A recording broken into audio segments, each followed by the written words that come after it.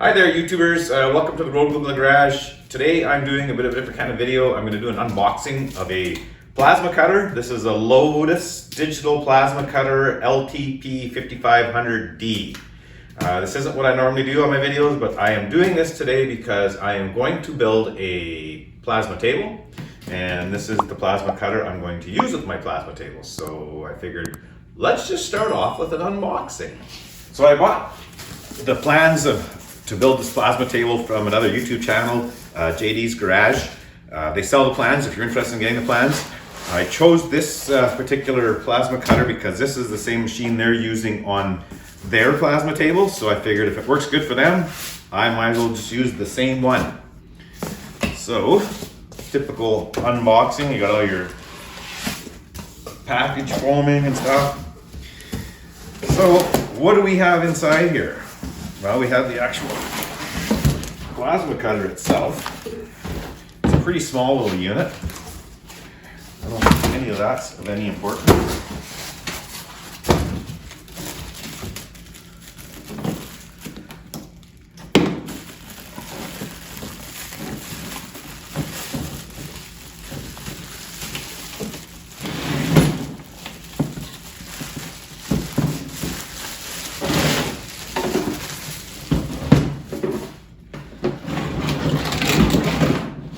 So she's a nice little unit there. You can see it's pretty compact.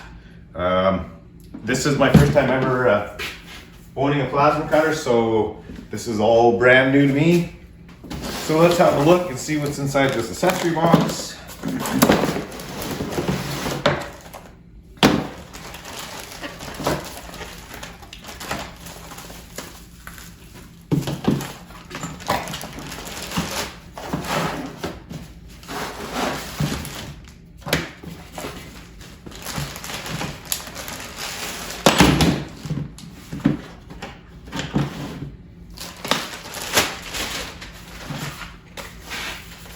So I see in this little package here we have an assortment of tips. That's to connect to the back of the machine, which is I'm gonna have to use that to hook up to my plasma table. I'm honestly not even sure what these guys are at this point in time, but I guess we'll figure that out. One screw.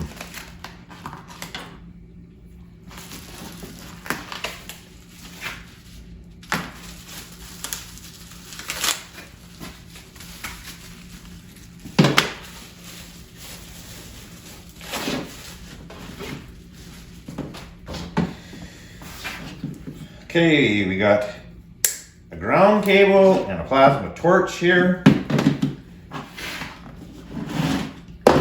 I am assuming this is like a little carry strap, so you can, yes it is.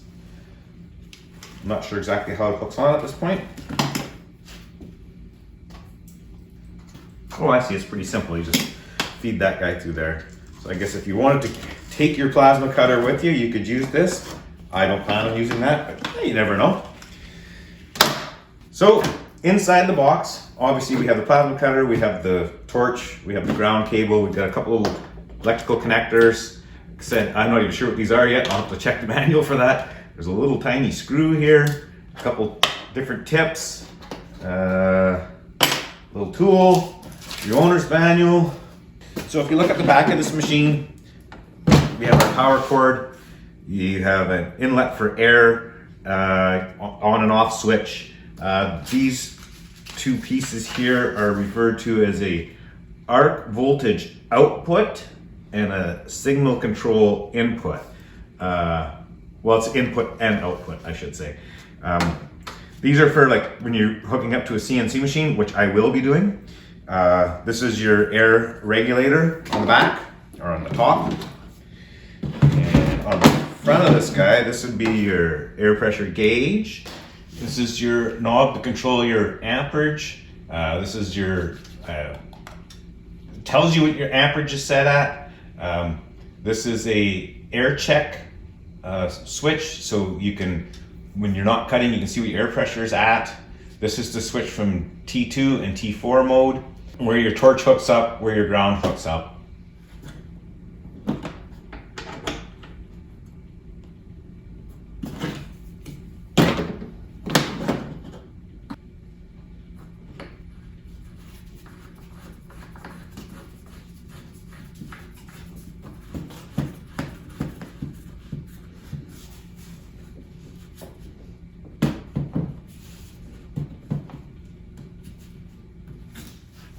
one change I'm doing to this machine right in the beginning here. This was the air fitting that was on there. I just use different airlines in my garage, so I'm going to swap that over to what I use in my garage.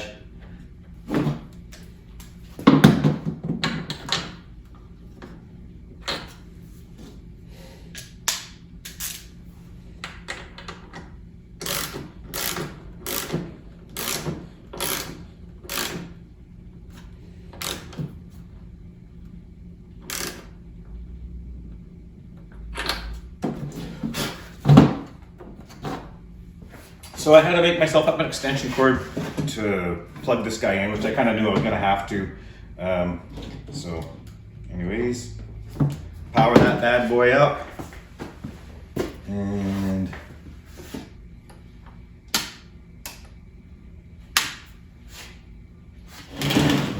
here we go. Now we have like our amp display on here. So you can see how that is. And like I say, there's the two modes. There's the T2 and the T4. So when you press the air check monitor, you know, it starts the air. So like it kind of simulates you doing a cut. So then you can adjust your air pressure accordingly. You have to put it back into the cut mode in order to make a cut. So this mode here, like the difference between the T2 and the T4, when you're in T4, you can push the trigger to start the torch, and then once you've penetrated the material, you can let it go, you can make your cut, and then you have to pull the trigger again to turn the torch off. In the T2 mode, you hold the trigger down the whole time while you're making a cut.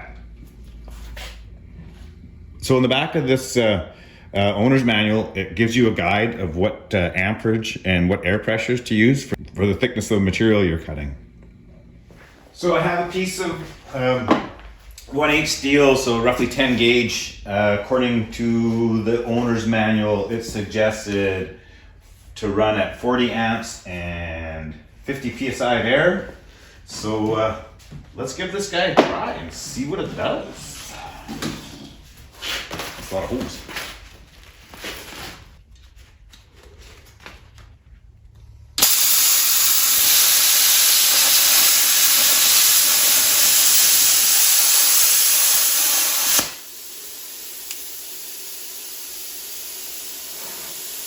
Well, that's my very first cut with a plasma cutter. Okay, so that was my very first cut with a plasma cutter. I'm going to try it again with a straight edge here and see how she works out.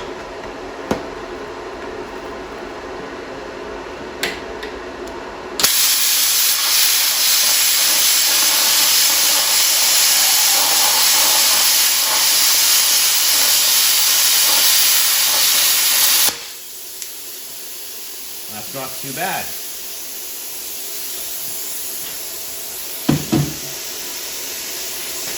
So this is what we ended up with a cut. So it's that's a pretty nice smooth cut there. I'm again, this is all new to me. I'm not sure what kind of speeds I'm supposed to be moving at, but that's pretty decent. I'm pretty happy with that. I'm hoping when the machine's set up properly, it'll do really nice cuts. So I was looking around on my scrap bin for some thick steel that I could try a cut on. I don't have anything that's like overly thick. This little chunk of steel was given to me for my fab table years ago. Thanks, Donnie.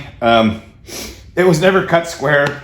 I can't find any thick metal in my scrap bin, so I'm just going to try to take a cut out of this. This is 1/2 inch, this table. I think this is probably really the max for this plasma cutter, and I probably should have a bigger tip on here than what I have at the moment. So yeah, according to the manual, it says crank this up to 55 amps, 70 psi of air, and I'm gonna have to go pretty slow according to the manual. We'll see if I can pull it off.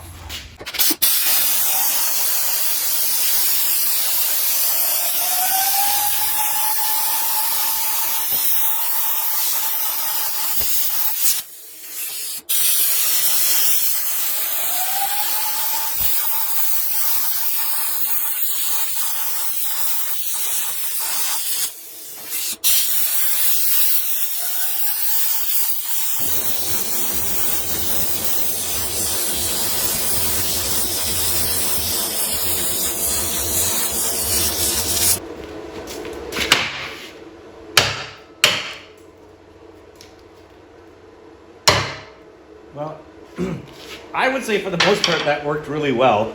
I think it's the operator who's not used to using a plasma cutter. I think the torch did really well. I don't know that I did really well, but yeah, I mean, I almost never use 1/2-inch material because that's like really thick, but obviously this thing can do it. I'm sure once the plasma table's set up and the speeds are programmed in, it'll do it with more accuracy than myself.